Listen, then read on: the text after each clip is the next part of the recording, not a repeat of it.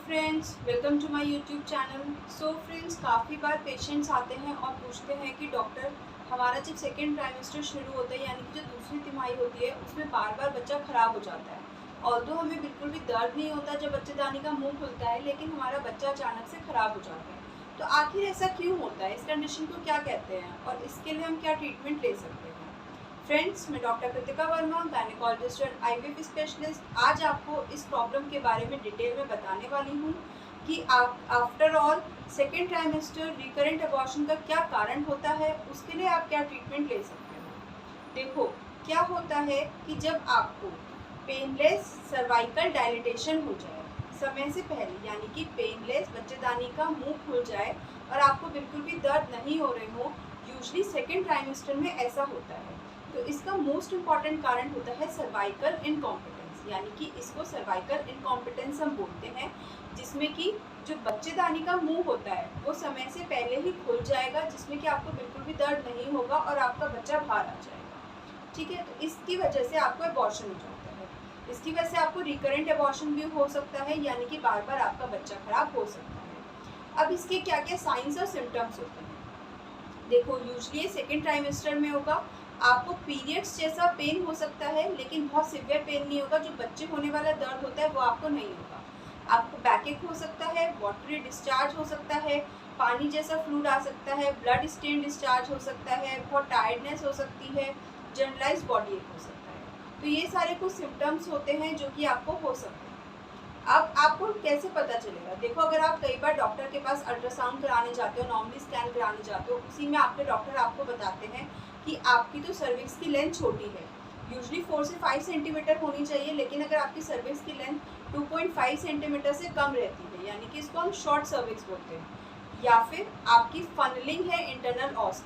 Usually क्या होता है, बच्चेदानी का मुंह एकदम टाइटली बंद रहता है, लेकिन अगर उसका मुंह फनल शेप का हो गया तो आप हाई रिस्क पे रहते हो कि आपका सर्वाइकल इनकॉम्पिटेंस की वजह से अबॉर्शन हो सकता है, यानी कि आपको समय से पहले बच्चेदानी का मुंह खुल जाएगा और आपका बच्चा खराब हो सकता है। अब किन लोगों में ये ज़्यादा होता है, यानी कि सर्वाइकल इनकॉम्पिटेंस किन लोगों में ज़्यादा होता है?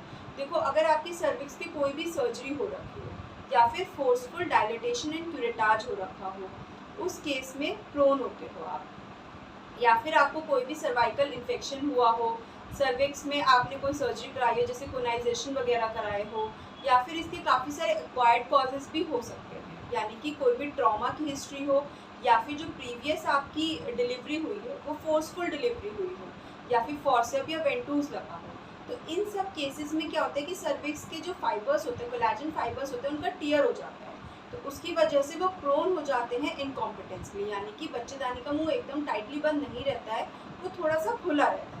इसी की वजह से आपका समय से पहले डिलीवरी हो जाती है और एबॉर्शन हो जाता है, क्योंकि सेकेंड ट्राइमेस्टर में डिलीवरी हो जाएगी तो वो एबॉर्शन ही हो जाएगा आपका। ठीक है, तो ये सारी कुछ चीज़ें थी जिसकी वजह से आप प्रोन हो जाते हो। अल्ट्रासाउंड के थ्रू हमें पता चल जाता है कि आपको सर्वाइकल इनकॉम्पिटेंस होने वाला है, या फिर अगर आपकी हिस्ट्री रहती है रिकरेंट सेकेंड ट्राइमेस्टर एबॉर्शंस की, तो भी हम प्रिडिक्ट कर सकते हैं कि आपको सर्वाइकल इनकॉम्पिटेंस वाली प्रॉब्लम है। अब आपको इसका क्या ट्रीटमेंट लेना है, देखो, अगर कभी भी अल्ट्रासाउंड में ऐसा पता चलता है कि आपकी शॉर्ट सर्विक्स है या फिर फनलिंग हो रही है इंटरनल ऑस की, तो आपके डॉक्टर हमेशा आपको एडवाइस करेंगे सर्वाइकल स्टिच करने, जिसको कि सर्वाइकल सर्कलाज भी बोलते हैं। इसमें क्या करते हैं कि बच्चेदानी के मुंह पे पर्स स्ट्रिंग सूचर में हम लोग स्टिच लगा देते हैं और बच्चेदानी का मुंह को बंद कर देते हैं, जिससे कि बच्चा बाहर ना आए, मेम्ब्रेन्स बल्ज ना करें। तो ये सर्वाइकल स्टिच होता है। या फिर अगर आपके बार बार बच्चे खराब हो रहे हैं, उस केस में भी क्या करते हैं कि हम एक हफ्ते पहले, जैसे कि आपका बच्चा मान लो 16 वीक्स पे खराब हो रहा है, तो 14 या 15 वीक्स पे हम सर्वाइकल स्टिच लगा देते हैं। तो रिकरेंट अबॉर्शन में भी सर्वाइकल स्टिच लगा सकते हैं। कई केसेस में हमें इमरजेंसी सर्कुलाज करना पड़ता है, जैसे कि आपकी अगर जो मेम्ब्रेन्स है बच्चे की वो बाहर आ रही है, या फिर आपको हल्का हल्का पेन शुरू हो गया, तो उस केस में हमें इमरजेंसी सर्कुलाज भी करना पड़ता है।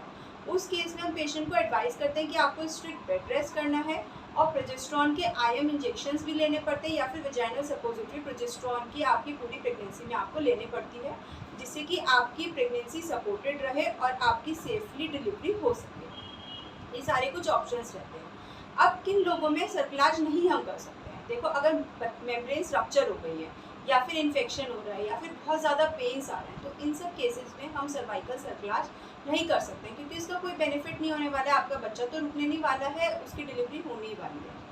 अब काफ़ी सारे लोग ये क्वेश्चन पूछते हैं कि आपने तो हमारे बच्चेदानी के मुंह को बंद कर दिया, तो इसका मतलब अब तो वेजाइनल डिलीवरी पॉसिबल ही नहीं है। ऐसा कुछ भी नहीं है, वेजाइनल डिलीवरी बिल्कुल पॉसिबल है जब 37 वीक्स होते हैं, या फिर अगर आपको लेबर पेन्स स्टार्ट हो जाते हैं, तो उस केस में हम उस स्टिच को रिमूव कर देते हैं और आप सेफली वेजाइनल डिलीवरी के लिए प्रोसीड कर सकते हो। यानी कि सर्वाइकल सर्कलाज या सर्वाइकल स्टिच का लगाना एकदम भी कॉन्ट्राइंडिकेशन नहीं है कि आपको वेजाइनल डिलीवरी नहीं करानी है, आपको सिजेरियन ही कराना है। हाँ, ऑब्स्टेट्रिक इंडिकेशंस की वजह से आपका सिजेरियन हो सकता है, लेकिन सर्कलाज की वजह से सिजेरियन कराने की कोई ज़रूरत नहीं है, आपकी वेजाइनल डिलीवरी आराम से हो सकती है, उसमें कोई भी प्रॉब्लम नहीं है। सो फ्रेंड्स, आज की इस वीडियो में मैंने आपको डिटेल में बताया कि सर्वाइकल इनकॉम्पिटेंस क्या होती है, शॉर्ट सर्विक्स क्या होती है, शॉर्ट सर्विक्स में क्या क्या प्रॉब्लम्स होती हैं, उसमें आप प्रेग्नेंट कैसे हो सकते हो, सर्वाइकल सर्कलाज क्या होता है, सर्वाइकल स्टिच क्या होता है। तो अगर आपको हमारी ये वीडियो अच्छी लगी हो तो हमारे चैनल को जल्दी से सब्सक्राइब कर लीजिए। बाकी सारी डिटेल्स के लिए आप हमारी वीडियोस को फॉलो करते रहिए, इसे ढेर सारे अपने फ्रेंड्स के साथ शेयर करिए और साथ में बेल आइकन को भी प्रेस कर लीजिए, जिससे कि आपको टाइम टू टाइम अपडेट्स मिलती रहे।